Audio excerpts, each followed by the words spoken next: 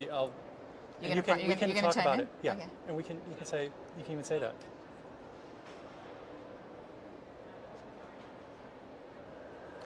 Thank you for watching this Facebook Live. My name's Miguel Gomez. I'm the director of HIV.gov, formerly known as AIDS.gov. We changed our name in June of this year. What we're going to be doing here at USCA is we're going to be talking about digital tools. But first, I actually just want to recognize how important it is to be at USCA. At USCA, we have community providers from all across the United States. These individuals are on the front lines making a difference.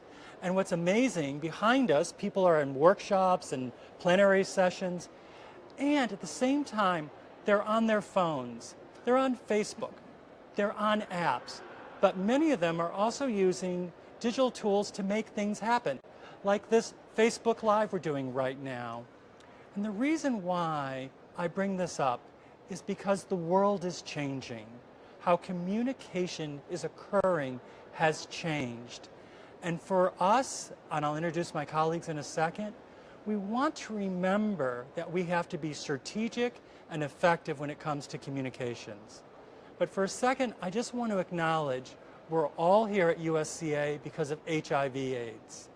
We have made great strides in what's happening in our response to HIV, but there's still more to be done. And because, like many of the people here at this conference who know how to create change, how to be effective, we have to step back and think how to use digital tools. And one of the things we have to do is understand what are they, how do we plan to use them effectively. So I am very, very lucky that I have some amazing colleagues who are working all across America to provide technical assistance to help people think about how to plan to do communication in 2017. And I'm going to introduce these wonderful women one at a time, but what I'm going to start with is our former digital thought leader, Michelle Samplin-Salgado, who just came from a plenary session where she was doing some amazing work. And Michelle, so I sort of set the stage. You know, we need to wake up as an HIV community to make sure in 2017 we're using digital tools well, but let's step back and say, what are digital tools? What are digital tools? That's a great question.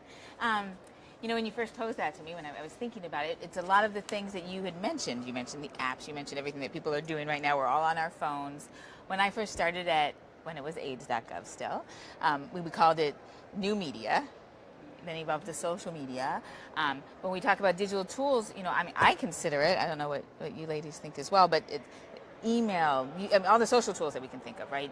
Facebook, Twitter, Tumblr, YouTube, but we've got email, we've got our phones, we've got apps. So everything that kind of helps us connect digitally, all the the ones and zeros that we use to connect with each other, that is not in this analog. Although what I love about digital tools is that it's bringing this analog. Like we're sitting here together. I'm touching Aisha, but I'm sorry to do this, Gary. But we're like it's being transmitted on Facebook for so many people to see. So I think digital tools is really a way to expand the conversation, to reach beyond the walls of this hotel.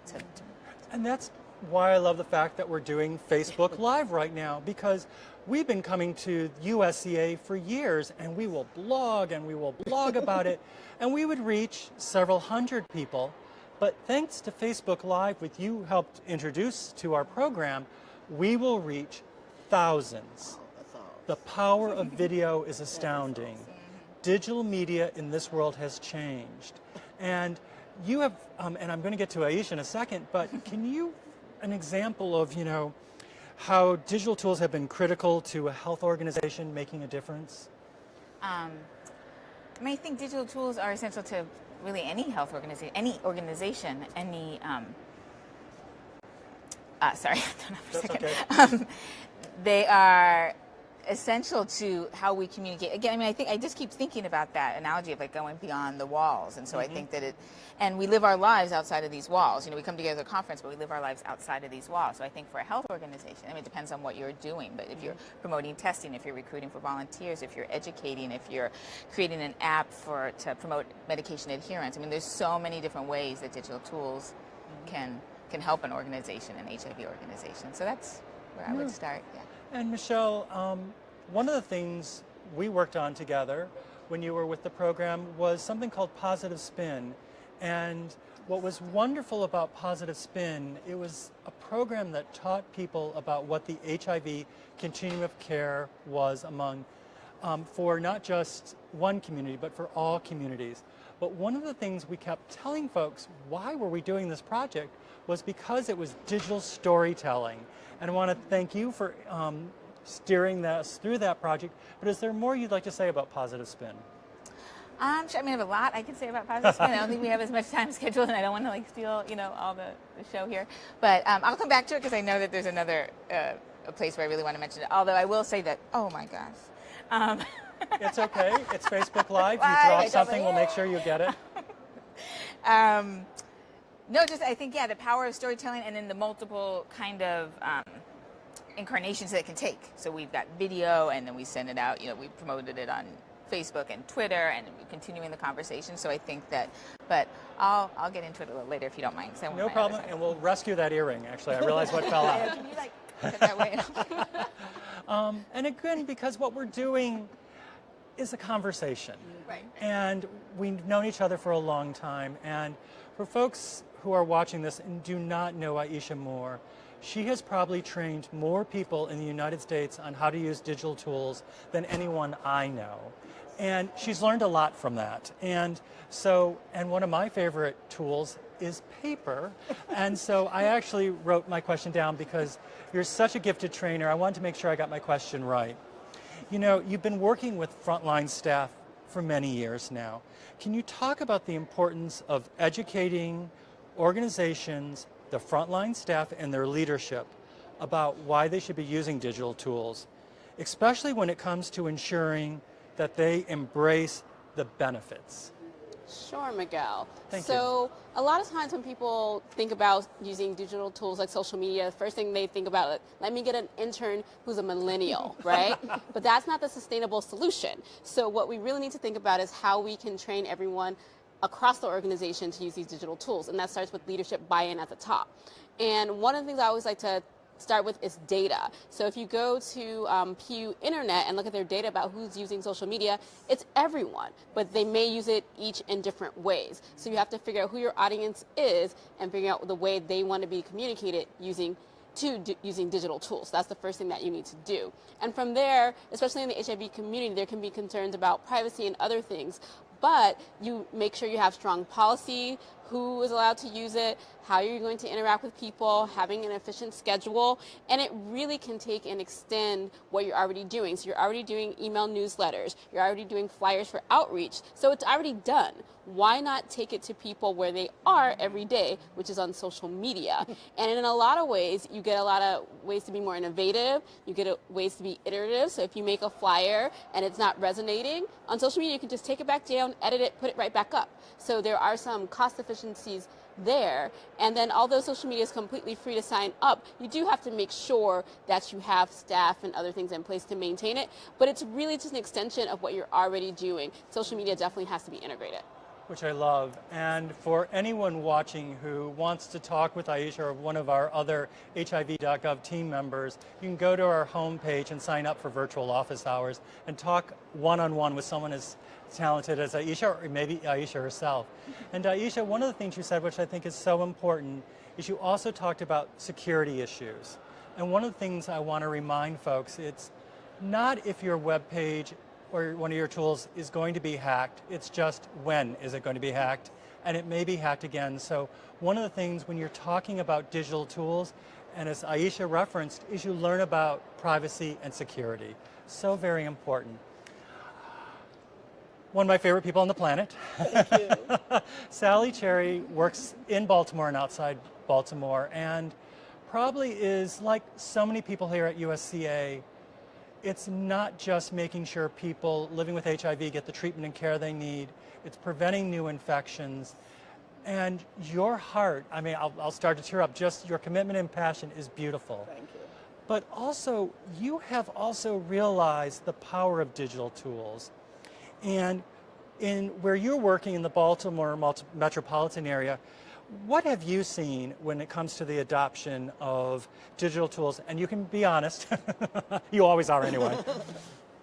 Well, my thing is, there's two groups there. We have the organizations who sees the power and the value of the digital tools to get their messages out, to connect with their stakeholders, their clients, their patients, or whoever. Then I have this other group who's not for sure how it's going to help their organization.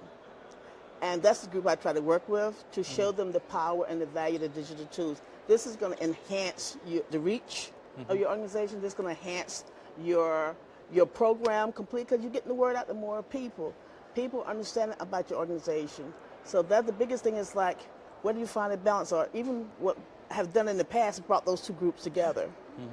Let the groups who wasn't too sure about the digital tools meet with people who have used it and been successful, and just kind of let it kind of blend together, because digital tools, social media, I still refer to social media, but digital tools, that is the key for any nonprofit organization trying to reach their audience, to get their message out and make people more aware, and in this case, HIV/AIDS awareness, and in some cases, laboratory science, but in this case, HIV/AIDS awareness. And I loved when you first came to one of our trainings, is that you knew on digital channels, you needed to hear what those you were trying to reach were saying, and what their needs were, what made them angry, what made them happy, so we could better serve folks.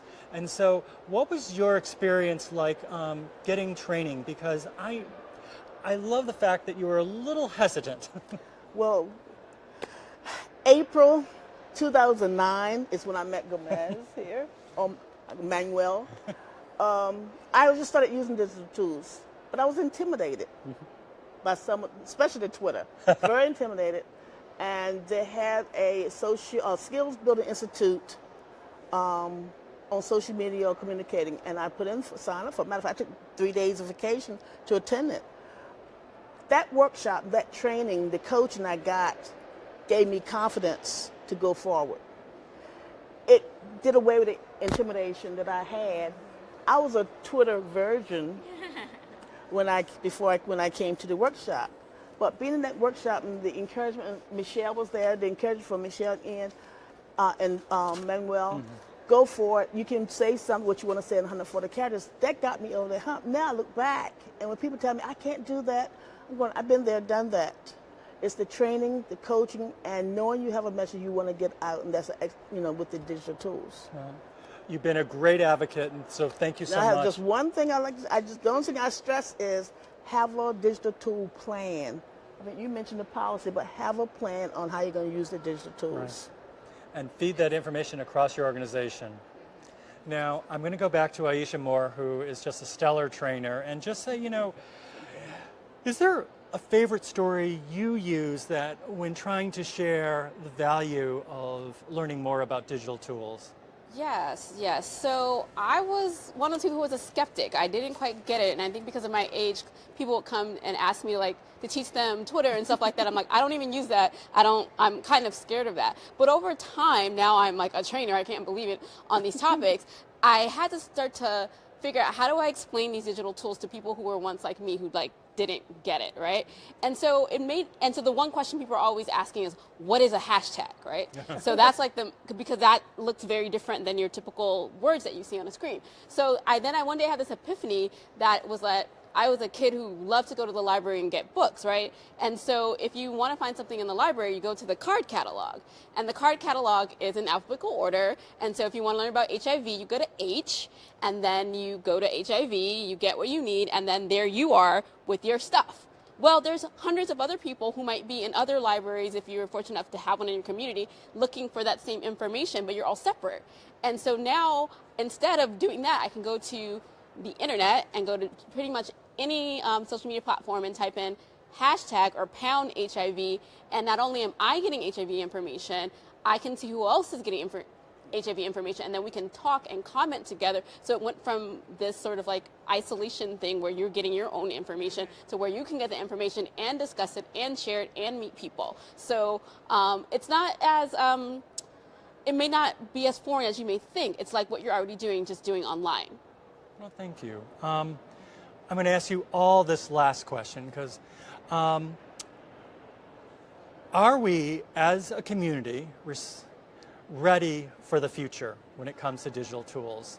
And Michelle, why don't we start with you? This is the last question, so this is like, I get it all in. Okay, so are we ready for the future? Well, I don't know if it matters because it's coming, but I think there's ways that we can become better prepared. I mean, I think, to some extent, a lot of the digital tools, we're all kind of learning together, so new things come on, Snapchat comes on, we're learning together. Some people are spending more time or not. So I think spending the time to learn the tools, really spending the time, anyone that knows me knows that I'll say to start by listening. So I think, we'll be ready for the future if we kind of sit back and also absorb and listen and see how tools are being used. But I think we're here already. I think I do want to, can I just say like my positive spin story, because I thought that so actually I would love for okay, because I thought there was another question. Sorry, I'm used to being right behind the camera, not in front of the camera. So one of the reasons, an example of why I think we're ready is that, so when we launched Positive Spin, we launched it, we had our 5-man, so if those of you who aren't familiar, it's positivespin.hiv.gov, and we have 5 men's stories of living with HIV.